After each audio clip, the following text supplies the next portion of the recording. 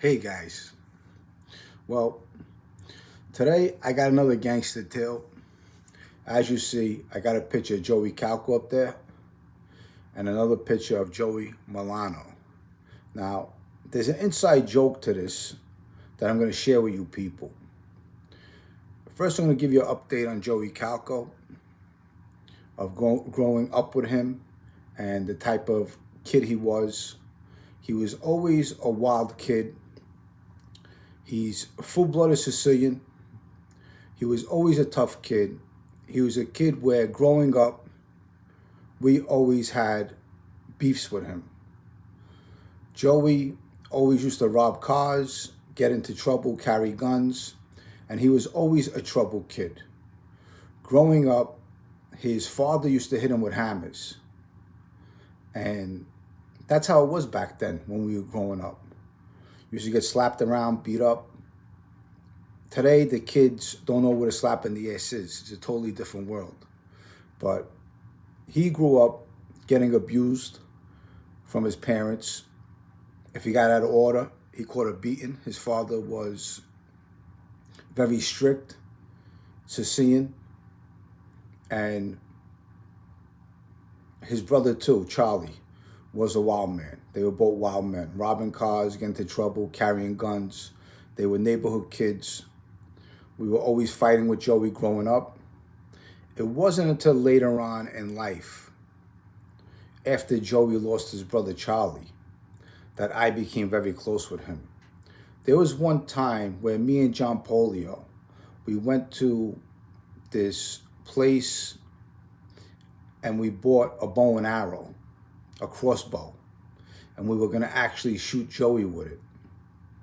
Because Joey used to walk up and down the avenue with a pistol, and we'd be standing in front of Nick's candy store, me, Polio Reynolds, Albert Slavin, a couple other kids, and we would have beef with Joey. So there was a time where no one in the social clubs liked Calco growing up. No one wanted to take him. He wasn't acceptable. The guys from Bay 13th Social Club didn't want him, the Chicos. Sparrow didn't want him. He knew he was trouble. Then later on in life, when his brother Charlie passed away, and Charlie was a good kid. I say kid, he was a little older than me. Charlie was a good guy. Me and Paulie G used to give him the pot spots on Bay 23rd and Bath, and he would come there. He was on drugs at the time, and he would say, Paulie, you mind if I get an hour over here? Now, an hour on Bay 23rd, you could make a quick $200. You get $2 on every dime bag you sold. And if you sold 40 dime bags, you make a quick $200. And that's just the way it was. It was quick money, fast money. That's how we were living the fast life. That spot was eventually Billy Bright's. Later on, Billy Bright was murdered in jail. That spot was up in the air. Paulie G took it over. And other guys would be in and out of Bay 23rd and Bath, the pot spot.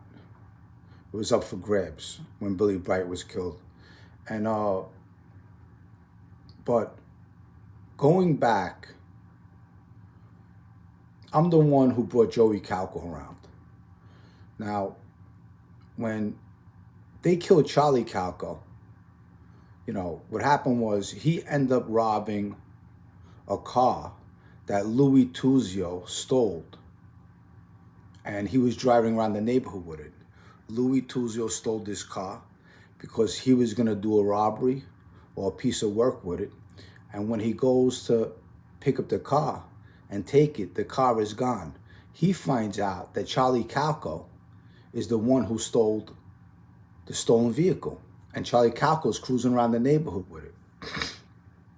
So he runs into Charlie.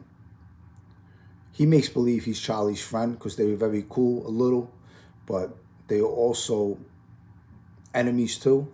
That's how the neighborhood was.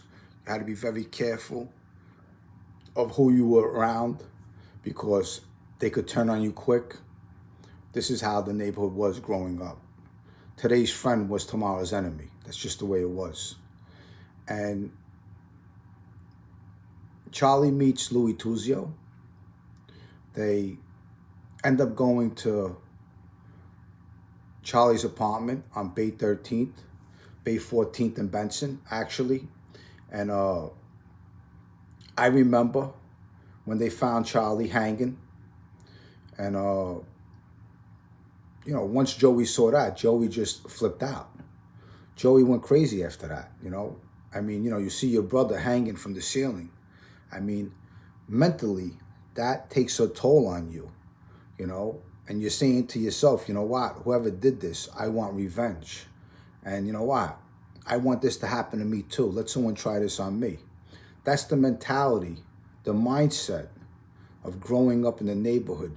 Because when you see someone you love or someone you care about that gets murdered, right away you want to put a gun in your pants and you want to go out and get revenge. That's the mindset of us kids growing up in the neighborhood. So growing up, there was a whole bunch of kids in the neighborhood. There was one kid I'm going to share with you. His name was Joey Milano. Now, Joey Milano was a friend of my brother's. He would come to my house every so often. He would cut out. He was a neighborhood kid. He was a good kid. And that's the joke to this video, is that Joey Calco, when he went into the witness protection program, he took Joey Milano's name. So when we heard that he named himself Joey Milano, everyone from the neighborhood, I'm sure, said, he took Joey Milano's name. So that's the joke to this video, is that we actually knew a kid in our neighborhood by the name of Joey Milano, and Joey Calco goes into the witness protection program and he takes Joey Milano's name. So that's the laughter between us. Now, Joey Calco and I was involved in a double homicide with Tommy Reynolds. I was the getaway car. When that happened, Tommy Reynolds got out of the car and Joey Calco got out of the car too. And what he did was he went to the car with Tommy Reynolds and he touched the door handle, which the prints never came up. I only stayed in the car and the kid Willie was with me. Tommy Reynolds gets out and he kills two of these guys. This is about the time when the Colombo War was going on. So after these two guys got killed, right away in the papers, the Colombo guys got the credit for that. So we basically had nothing to do with it because there was a Colombo War. So anyone that was getting killed around that time frame was piece of the Colombo War. That's what the news articles wrote down. So when that happened, that was a big thing. That was about 90, 91. And Joey later on was in and out of trouble with the Mikey Hamster thing. I was in the car with him for Mikey Hamster. The second attempt on Mikey Hamster was Tommy Reynolds.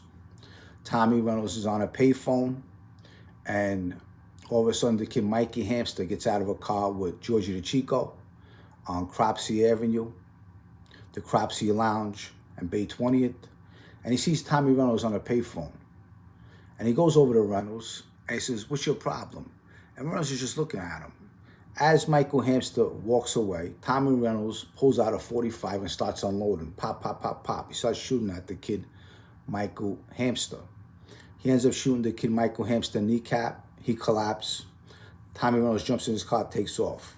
Now, at that time, Tommy Reynolds was beeping me and Paulie G from the payphone. So I got the beep, and instead of calling Tommy Reynolds, we just go straight to the payphone.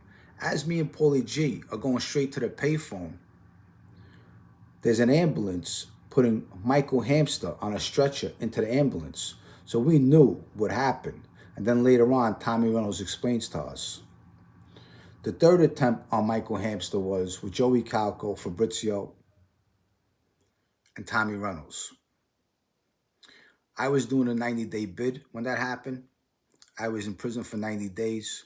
And all of a sudden, I see in a news article that the third attempt happened to Michael Hamster. And I'm reading it. And when I come home, they tell me the story about that. where Calco had a shotgun, Reynolds had a pistol, and Calco shoots the Kid Hamster, and the Kid Hamster's hopping across the way, and he shoots him and he falls.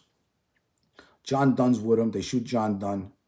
He ends up getting shot. One of his lungs get blown out.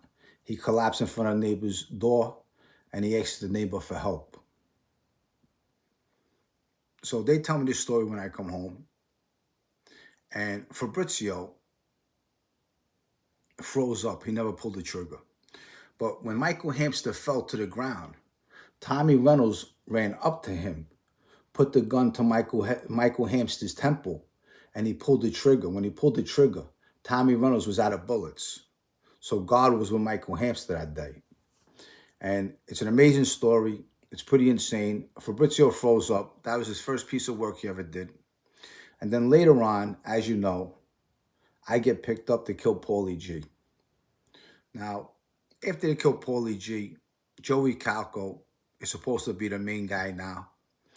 I'm doing prison time. I'm doing 6 years in federal prison, then going to the state. And in the course of that time, there's a couple drug dealers that are running around for Calco, Fabrizio, and Tommy Reynolds. One of the guys' names is Jack Sheridan. Jack Sheridan was a kid from Brooklyn, the Bensonhurst area, that was about 18, 19 years old, got mixed up with Tommy Reynolds, Joey Calco, and Fabrizio. He didn't know what he was getting involved in. He tried to make a quick buck. So this is the message I'm sending out to your kids. Be careful who your kids hang out with.